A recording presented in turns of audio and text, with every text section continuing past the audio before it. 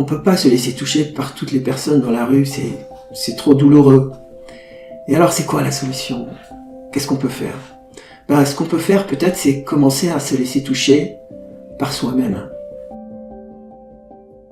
Oser notre humanité, parce que j'ai été touché par une expérience que j'ai eue dans le métro. Et un homme, cheveux blancs, barbe blanche, vient me voir et me dit « Mais je suis fatigué, est-ce que vous pouvez m'aider ?» Et ce gars avait, on va dire, 65-70 ans. Il avait 8 grands sacs à porter.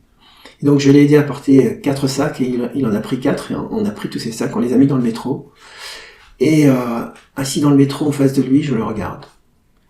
Et je me laisse toucher, je prends le temps de me laisser toucher par cet homme. Et en même temps que je faisais ça, je m'apercevais que les gens qui passaient à côté s'éloignaient. Personne ne voulait s'asseoir à côté de lui. Je me suis rendu compte que ça sentait pas bon. Mais j'étais tellement touché par cet homme que je suis resté assis en face de lui jusqu'à l'arrêt de la station.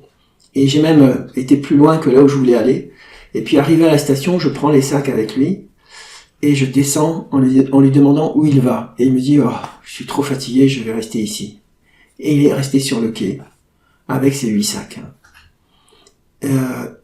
J'ai fait un don et je suis parti après avoir échangé avec lui.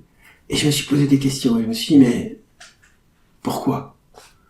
Pourquoi ces situations existent? Pourquoi ce désespoir chez les gens? Et pourquoi je me suis laissé toucher? Et tout ce questionnement m'a amené à réfléchir et me dire, mais on peut pas se laisser toucher par toutes les personnes dans la rue, c'est trop douloureux.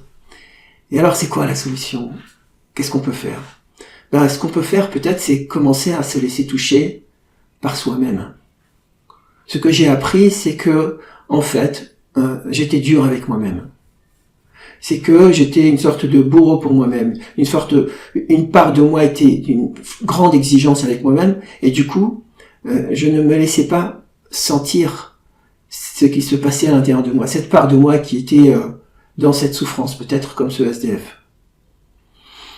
Et ce que j'ai envie de dire, c'est que oui, c'est difficile de le faire avec les gens autour de nous, parce qu'il y a de plus en plus de SDF aujourd'hui. Mais en même temps, ces SDF parlent de nous. Et c'est là que ça devient important. C'est pour moi une invitation à me laisser toucher par moi-même et à avoir cette empathie avec moi-même. Et si chacun de nous commençons par vivre cette empathie avec nous-mêmes, on serait beaucoup moins exigeant avec nous, beaucoup moins dur avec nous. Et du coup, ce monde de SDF, de personnes qui n'ont pas de lieu pour dormir, etc., disparaîtra de lui-même. Voilà mon hypothèse et ce vers quoi je vois le monde évoluer. Si tu aimes cette vidéo et que tu veux nous encourager à continuer, nous t'invitons à t'abonner à la chaîne, à liker l'épisode et à laisser un commentaire pour nous donner ton avis. Tu peux aussi partager cette vidéo avec ton entourage si tu penses que ça peut les intéresser.